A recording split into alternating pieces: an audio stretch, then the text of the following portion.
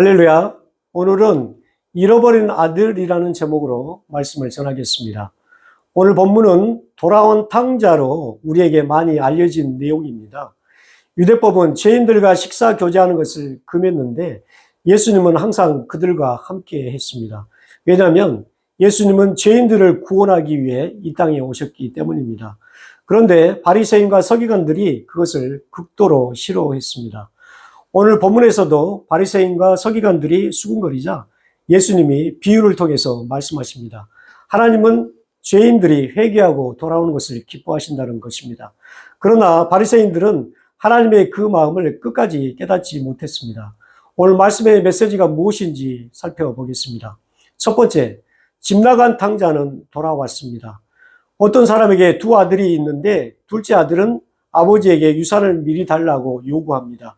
유산이라는 것은 아버지가 세상을 떠나고 받는 것인데 둘째 아들의 요구는 아버지가 빨리 죽어버렸으면 좋겠다고 하는 아주 패륜적인 행동이었습니다.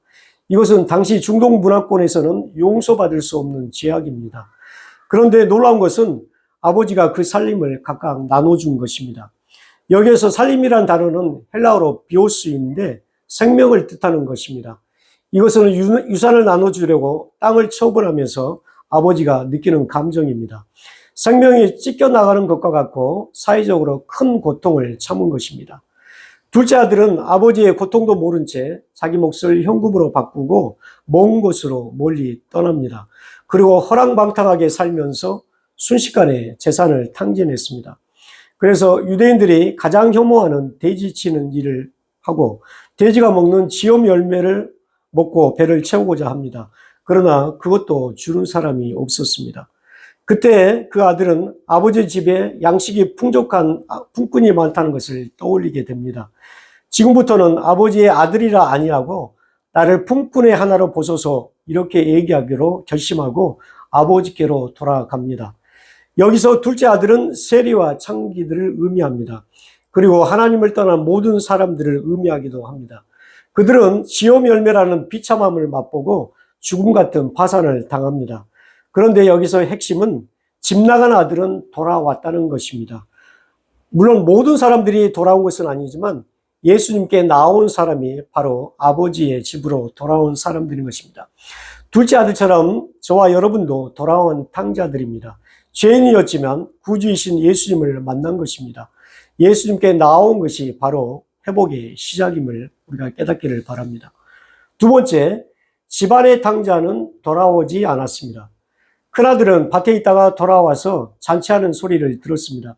집 나간 동생이 돌아왔다는 것을 알게 되고 아버지가 동생에게 제일 좋은 옷을 입히고 반지를 끼우고 신을 신기고 송아지를 잡아 잔치하는 것을 보고 격노합니다. 그리고 아버지를 원망합니다.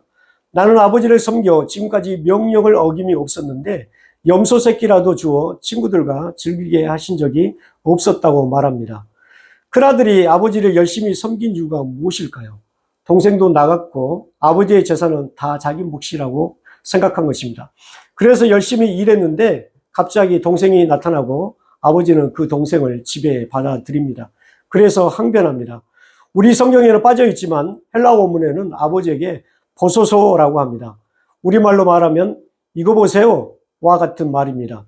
그리고 동생을 이 아들이라고 표현합니다. 더 정확하게 말하면 당신의 아들이라 말하는 것이고 자기의 동생으로 인정하지 않는 것입니다. 큰아들은 집안에 있었지만 마음은 아버지로부터 더 멀어진 탕자였습니다. 여기에서 큰아들은 바리새인과 서기관들을 비유합니다. 그리고 도덕과 율법의 명인 종교인들을 의미합니다. 하나님의 사랑 없이 열심히 있는 교인들을 얘기한 것입니다. 본문에서 큰아들이 원했던 것은 결국 재산이었습니다. 자기 재산이 동생에게 돌아갈까 봐 아버지에게 반감을 품고 패역한 행동을 한 것입니다. 아버지 곁에 있었지만 마음은 멀고 진짜 구원에서 멀어져 버렸습니다. 예수님은 이 비유를 통해 바리새인과 서기관들이 회개하고 돌아오기를 바라십니다. 하지만 그들은 끝까지 예수님을 구주로 믿지 않았습니다. 바리새인처럼 도덕적이고 종교적인 관습에 매인 사람들은 구주이신 예수님을 만나기 어렵습니다. 아버지의 큰 사랑을 알 수 없기 때문입니다.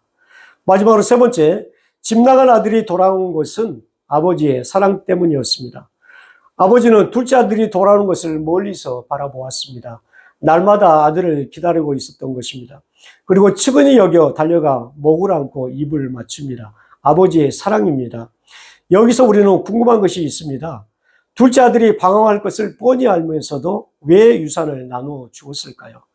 그 아버지는 당시 시대와 문화를 뛰어넘는 관대함이 있었습니다. 보통의 아버지들과 다른 사람과 관대함이 있었기 때문에 비참한 가운데서도 둘째 아들은 집으로 돌아올 수 있었습니다. 여기서 아버지는 회개한 죄인들을 기뻐하시는 하나님이십니다. 하나님은 우리가 어떤 죄를 지어도 회개하고 돌아오면 용서하십니다. 나의 어떤 죄보다도 하나님의 사랑은 크고 관대합니다. 그래서 하나님은 우리를 위해서 가장 아끼고 사랑하는 독생자를 내놓으신 분이십니다. 우리를 구원하기 위해 가장 귀한 예수님을 낭비하신 것입니다. 아직 죄 가운데 방황하는 분이 계시다면 날마다 기다리시는 하나님의 품으로 돌아오십시오. 이미 하나님의 자녀가 된 여러분들은 하나님의 그 깊은 사랑을 기억하십시오. 그리고 돌아온 탕자 같은 사람들이 회개하는 것을 볼 때 아버지의 마음으로 함께 기뻐하시길 주님의 이름으로 축복합니다.